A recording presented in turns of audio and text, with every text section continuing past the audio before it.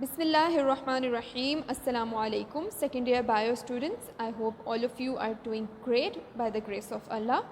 Welcome to lecture number 4 of our chapter 24, and today we'll be talking about different evidences of evolution that we have found and which help us in studying the process of evolution.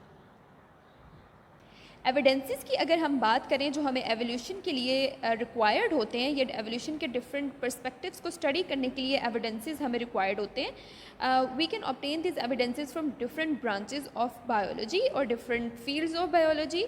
These fields include first of all biogeography, जिसके बारे में आपको पता है. In this field we study about the different types of organisms living in different regions of the world. Second field that can help us with this matter is the study of fossils.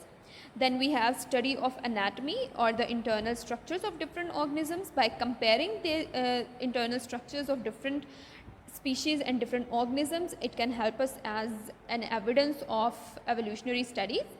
Then we have embryology or studying the embryo stage of different organisms. And lastly we have molecular biology, in which we study about the molecular composition of different organisms, and these fields can collectively help us in supporting different evolutionary hypotheses or observations or even theories. और उसको इनकी मदद से हम अपनी argument को strong बना सकते हैं. सो इन सब को हम वन बाय वन देखेंगे. First of all we are going to talk about biogeography. So biogeography को जैसे मैंने अभी आपको बताया, it is the field of biology in which we study about the different types of organisms located at different regions of the world. उनके अंदर similarities और differences को हम पढ़ते हैं. और यही वो पॉइंट था या यही वो एविडेंस था जो डार्विन ने भी अपनी स्टडीज़ और अपनी थियरी के लिए यूटिलाइज़ किया था. सो जियोग्राफिकल जो डिस्ट्रीब्यूशन थी वो डार्विन का एक एविडेंस था, and the other one was fossil record. यानी डार्विन की पूरी थ्योरी जो थी वो भी इसी पॉइंट पर बेस थी.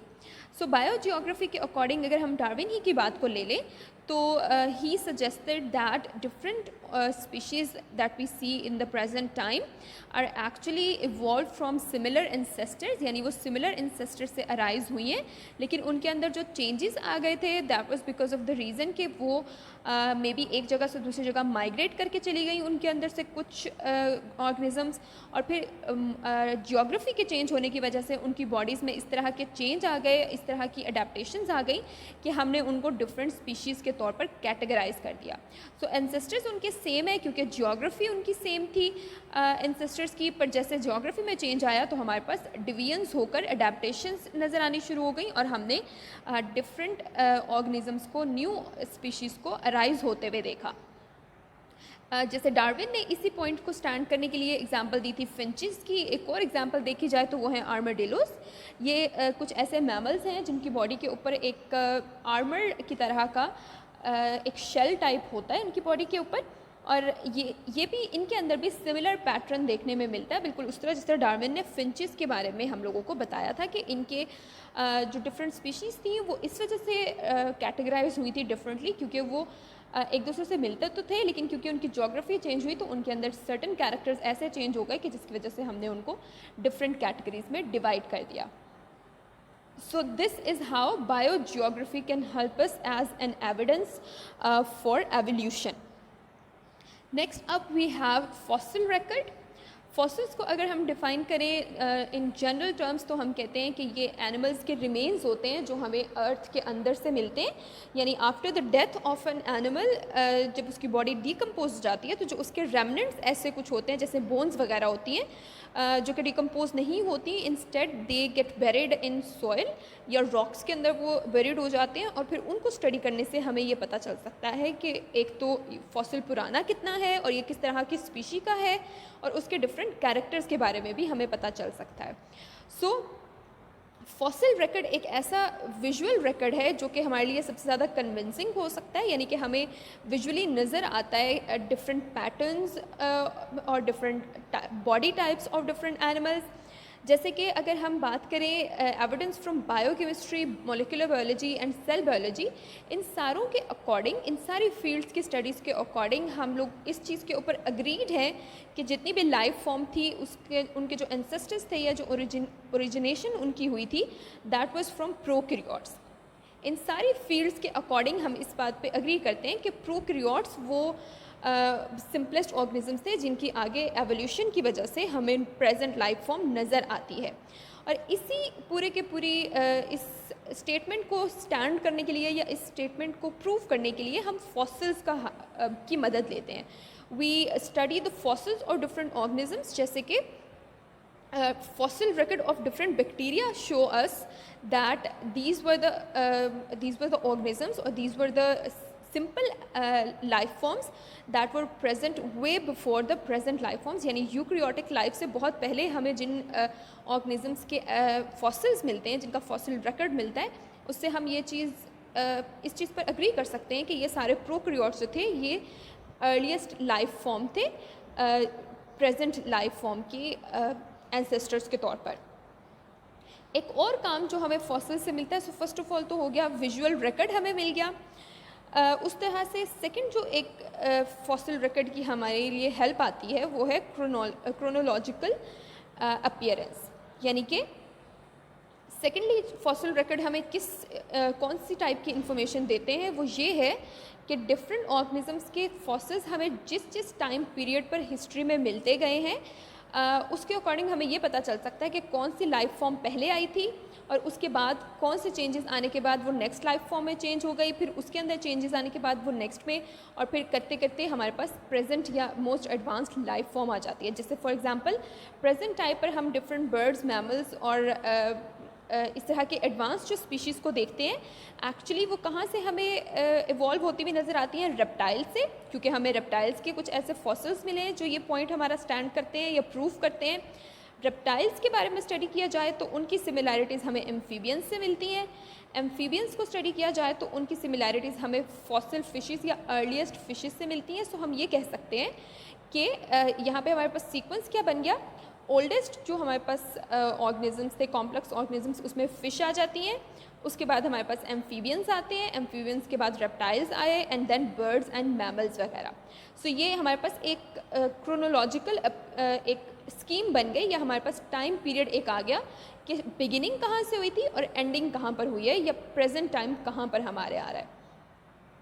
इस तरह से हिस्ट्री ऑफ जो वर्टिब्रेट डिसेंट है वो इस पॉइंट से प्रूव हो जाती है फॉसिल रिकॉर्ड से। यानी हर डिफरेंट टाइम का हम फॉसिल अगर निकाल के चेक कर लें तो हमें ये पता चल सकता है कि कौन सी लाइफ फॉर्म किस टाइम पीरियड में थी और उसके बाद कौन सी आई, एंड सो ऑन।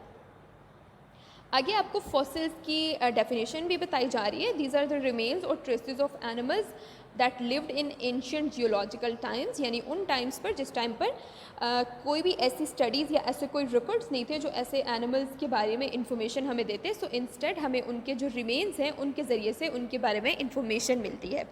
ये ज़्यादातर हमें ये ऑर्गेनिजम्स के जो रिमेन्स हैं वो नज़र आते हैं सैंड, रेजिन, आइस, या फिर उनके इम्प्रेशंस बने हुए होते हैं, उनके कास्ट सा बना हुआ होता है, उनका एक शेडो बना हुआ होता है रॉक्स के अंदर, जिनके अंदर डेपोजिशन किन चीज़ों की होती है, सिलिका और कैल्शियम कार्बोनेट मिनरल्स की। ये इंपॉर्टेंट इन्फॉर्मेशन है, इसको भी आप पूरी की पूरी इस साइड बॉक्स को आप मार्क कर लें। यानी कि जो फॉसिल्स एक्चुअली हमें मिलते हैं, क्योंकि वहाँ से टिश्यू और सेल्स और उनके जो मॉलिक्यूलर डिफरेंट कंपाउंड्स होते हैं वो तो डिकम्पोज हो चुके हुए होते हैं, लेकिन डिफरेंट सेल्स और टिश्यूज़ के डिकम्पोज होने के बाद इनके दरमियान में जो ये स्पेसिस होती हैं, यहाँ पर आके सिलिका या कैल्शियम कार्बोनेट और इस तरह के मिनरल्स आके इस जगह पे डिपॉजिट हो जाते हैं, और इनकी डिपोजिशन की वजह से हमारे पास एक कास्ट आ जाता है। यानी कि अब हमें एक रफ सा उसका फॉसिल का स्ट्रक्चर हमें मिल जाएगा कि इस तरह के ऑर्गेनिजम्स इस फॉर्म में प्रेजेंट हो सकते हैं। और ये हमें सेडिमेंट्री रॉक्स में मिलते हैं, जिसका मतलब है ऐसी रॉक्स जिनके ऊपर डिफरेंट लेयर्स जो हैं वो बनती रहती हैं with the passage of time. Next evidence of evolution that we use is a comparative anatomy, यानी कि इंटरनल स्ट्रक्चर्स को स्टडी किया जाएगा डिफरेंट ऑर्गेनिजम्स के, लेकिन उनको एक दूसरे के साथ कंपेयर करके हमें ये आइडिया मिलेगा कि उनके अंदर सिमिलैरिटीज़ क्या हैं, या उनकी एंसेस्ट्री क्या थी, या उनके अंदर जो डिसेंट ऑफ विद मॉडिफिकेशन की जो थ्योरी थी वो उनके ऊपर कैसे अप्लाई होती है।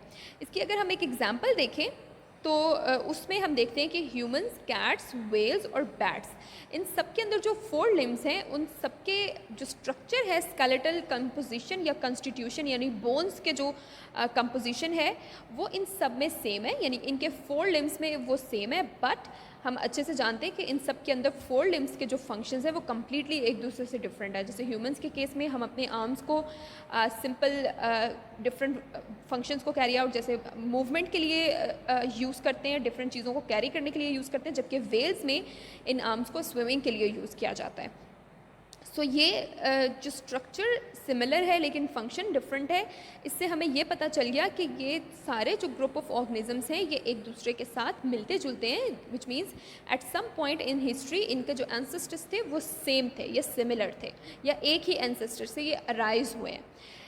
ये जो कैरेक्टर है जिसमें हम ये देखते हैं कि सिमिलैरिटी होती है कैरेक्टर्स में जो कि एक कॉमन एंसेस्टर से आ रहे होते हैं, इसको हम नाम देते हैं होमोलॉजी का।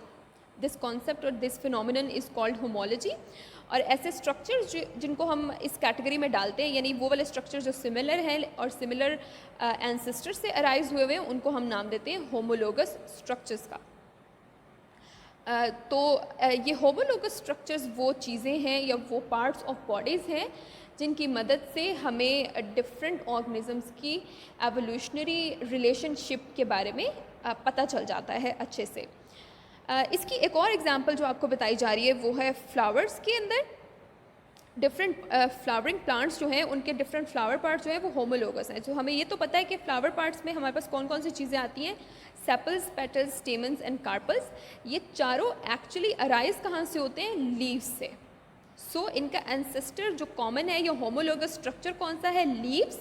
और उसकी डिफरेंट मॉडिफिकेशंस की वजह से हमारे पास different groups of different categories of leaves आ गई या जिनको हम कलेक्टिवली फ्लावर का नाम देते हैं, और उन सब के फंक्शंस भी सेपरेट हैं, लेकिन इनका होमोलोगस स्ट्रक्चर कौन सा हो गया, लीव्स।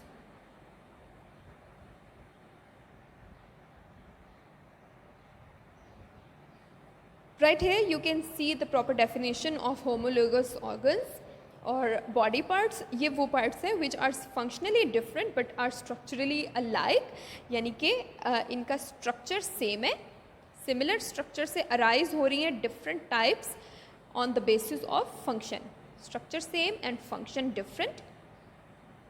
तो इस तरह की एवोल्यूशन को हम नाम देते हैं डाइवर्जेंट एवोल्यूशन। ये जो फिनोमिनन है this is called divergent evolution, और इसकी एग्जांपल हमने अभी देख ली, 4 limbs in man, whale and etc. On the other hand we have analogous organs and these are the organs which are structurally different, यानी function जो है वो बिल्कुल सेम है लेकिन इनके स्ट्रक्चर्स डिफरेंट हैं। सो डिफरेंट स्ट्रक्चर्स एक पॉइंट पे यूनाइट होंगे और हमें इनकी यूनियन की वजह से फंक्शन जो है वो सेम नज़र आएगा, स्ट्रक्चर डिफरेंट फंक्शन सेम। और इस केस में जिस तरह से डिफरेंट पॉइंट्स जो हैं वो डिफरेंट ओरिजिन से आके एक जगह पर यूनाइट हो रहे हैं, एक जगह पर ज्वाइन हो रहे हैं, ऐसी एवोल्यूशन को हम नाम देते हैं कन्वर्जेंट एवोल्यूशन का। और ये एग्जांपल हमें नज़र आती है बैट्स, बर्ड्स और इंसेक्ट्स के केस में जो विंग्स हैं उनका काम तो सेम है फ्लाइट का, बट उनके अंदर स्ट्रक्चर जो हैं वो स्लाइटली एक दूसरे से डिफरेंट होते हैं। So this is convergent evolution. So since we're talking about homologous structures, another term that we need to know about is the vestigial organs. Vestigial organs are actually homologous structures which were present in the ancestors of some organisms, but they are not found in the present form or the present species of those organisms. यानी ancestors के level पे कुछ ऐसे organs थे जो हमें नज़र आते थे, but when these ancestors went through different changes and divided into different new species, तो इनके अंदर ये characters हमें नहीं मिलते। यानी ancestors के अंदर उनका कोई काम होगा या उनका यूज़ जो था वो उस लेवल पर होगा, लेकिन वक्त गुजरने के साथ या चेंजेस आने के साथ ऐसे ऑर्गन्स का काम ख़त्म हो जाता है। इस वजह से वो या तो हमें कम्प्लीटली नज़र ही नहीं आते या उनके रिमेन्स बॉडी के अंदर प्रेजेंट होते हैं ऐसे एनिमल्स के, पर वो उनको यूटिलाइज़ नहीं करते। सो फॉर एग्जांपल हमारे पास अगर स्केलेटन्स की बात करें, सम स्नेक्स एंड वेल्स की, तो क्योंकि इनके एंसेस्टर्स हमने कहा सबके सिमिलर थे, तो इनके अंदर हमें लेग्स और पेल्विस बोन्स नज़र आती हैं, उनके रेमनेंट्स या वेस्टिजेस नज़र आते हैं, लेकिन क्योंकि वो उनको यूटिलाइज़ नहीं करते इस वजह से हम उनको कहते हैं कि ये वेस्टिजियल ऑर्गन्स हैं। इसी तरह से अपेंडिक्स ह्यूमंस के केस में हमें पता है कि ये हमारे लार्ज इंटेस्टाइन के साथ एक छोटा सा वर्म शेप्ड स्ट्रक्चर प्रेजेंट है, जो कि प्रेजेंट टाइम पे उसका कोई भी फंक्शन नहीं है, लेकिन हमारे एंसेस्टर्स के अंदर जो ये स्ट्रक्चर था तो डेफिनेटली उसका कोई ना कोई फंक्शन वहाँ पे परफॉर्म हो रहा होगा। यहाँ पे आपको डायग्राम में भी नज़र आ रहा है, फ़िश के अंदर you can see pelvis and femur bones जो कि एक्चुअली लेग बोन्स हैं, लेकिन अब वो यहाँ पे एक वेस्टीज या रिमेन्स के तौर पे प्रेजेंट है, उनका कोई फंक्शन हमें नज़र नहीं आता। सो आई होप आपको आज के लेक्चर की समझ आ गई है। इंशाल्लाह next time will be talking about the other evidences of evolution and I will see you in the next lecture इंशाल्लाह। अल्लाह हाफिज़।